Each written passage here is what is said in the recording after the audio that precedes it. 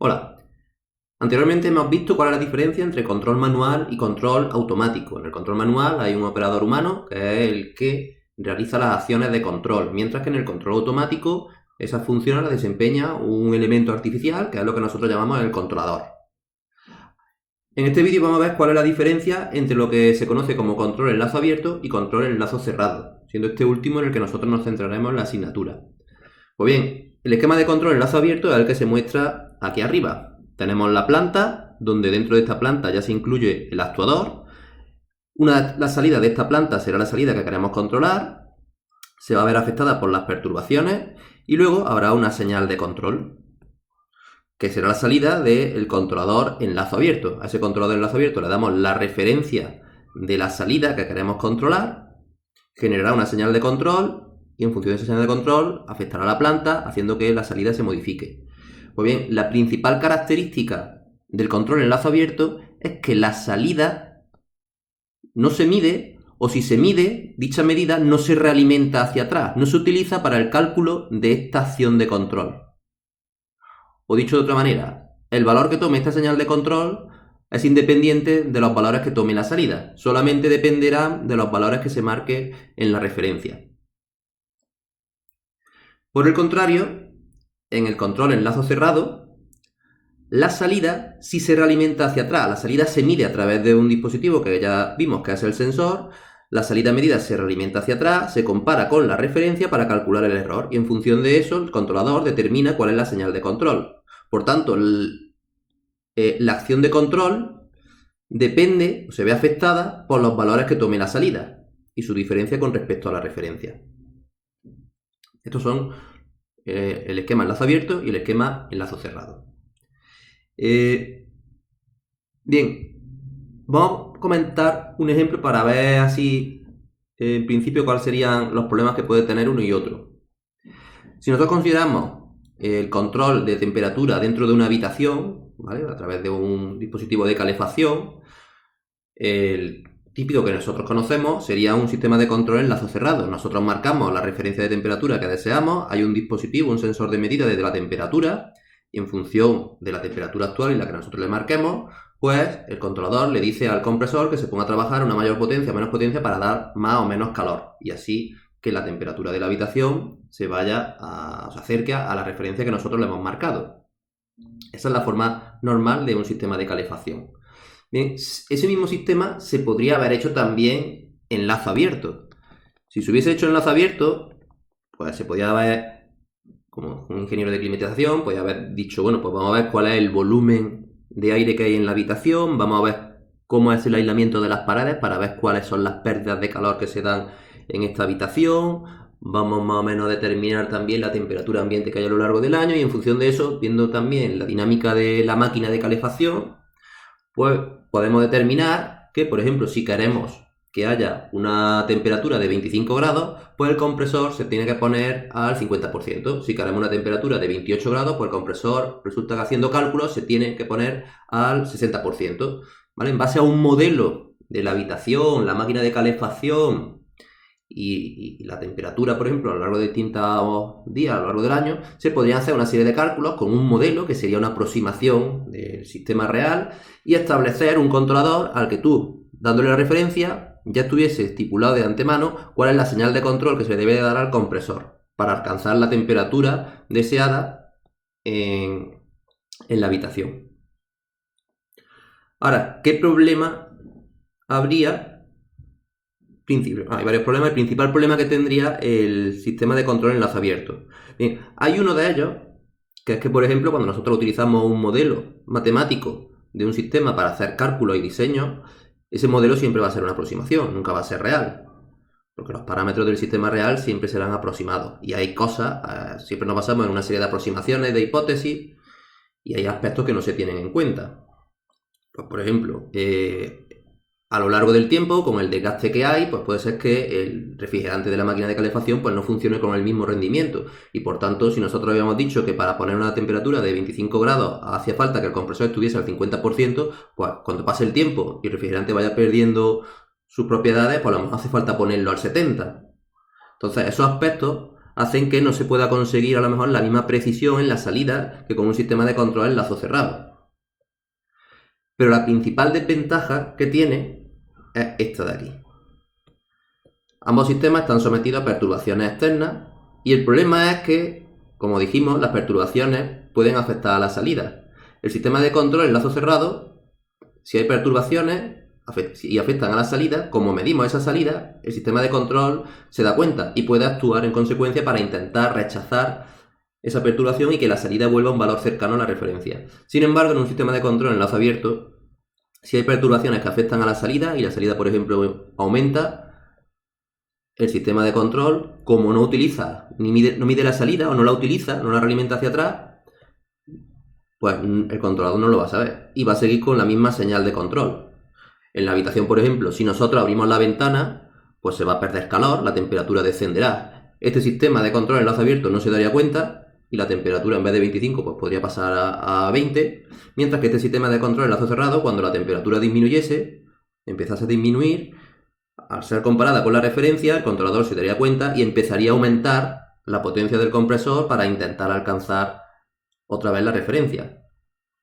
Siempre dentro de unas limitaciones. Por ejemplo, si abrimos todas las ventanas de la habitación y le hemos dicho que se ponga a 25 grados y a lo mejor se pierde demasiado calor, a lo mejor el compresor se pone al 100% y no hemos llegado a los 25 grados, solamente hemos llegado a los 23. Pero eso ya son limitaciones físicas del sistema.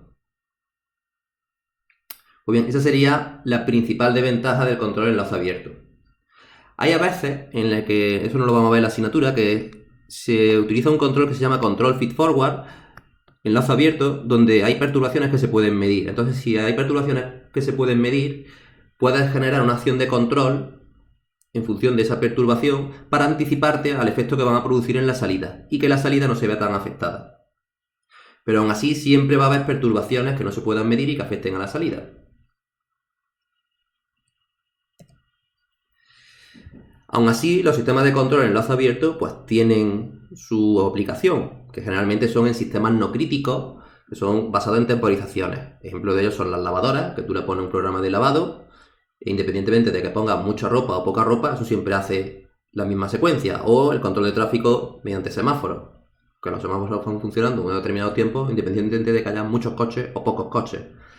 ¿Qué ventajas tiene el control en lazo abierto? Pues bien, es más simple en principio y más económico. Pues daros cuenta que este esquema de control es más sencillo que este de aquí. Necesita, por ejemplo, el sensor no lo requiere y por tanto suele ser más simple y económico de implementar. Es insensible al ruido de medida, ¿vale? Aquí, en el elemento del sensor, eso ya lo comentamos, por aquí se introduce ruido de medida que puede afectar negativamente al lazo de control. Aquí, como no se utiliza la salida medida en el control de lazo abierto, pues no se ve afectado por el ruido de medida. ¿Y cuáles son las principales desventajas? Pues como hemos dicho, que no rechaza perturbaciones, como he dicho lo de abrir la ventana, ni tampoco cambios que se den en el proceso. Por ejemplo, por temas de desgaste, a lo mejor si el compresor se calienta la dinámica cambia y entonces ya los cálculos que se habían hecho para alcanzar cierta temperatura ya no valen. Y luego también, otra desventaja es que no vale para procesos inestables. Procesos inestables son aquellos que al darle una entrada constante, la salida tiende hacia infinito, hacia menos infinito o hacia algo así. Y empieza a oscilar entre más menos infinito.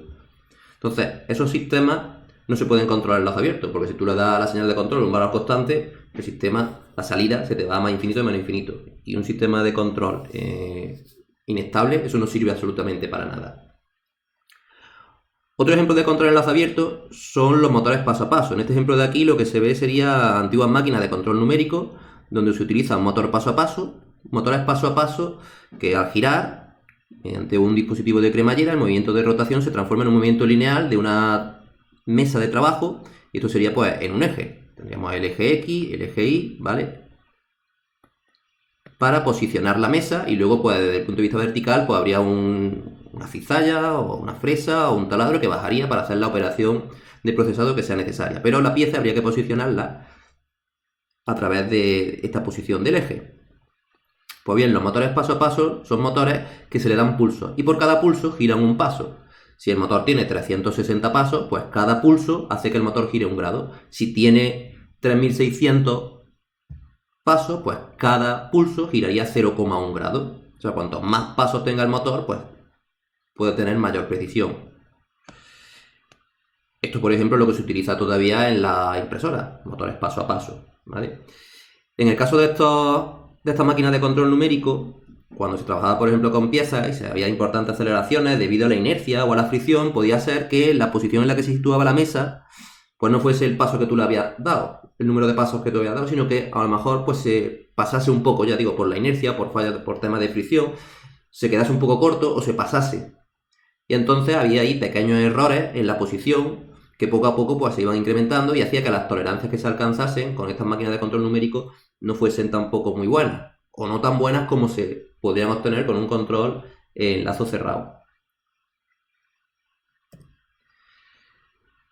Por el contrario, el control en lazo cerrado, las principales ventajas que tienen es que mejoran lo que es la respuesta de la salida, la precisión de la salida, ya que al alimentar su medida, pues podemos calcular el error y hacer que, si el controlador está bien diseñado, se acerque mejor a la referencia.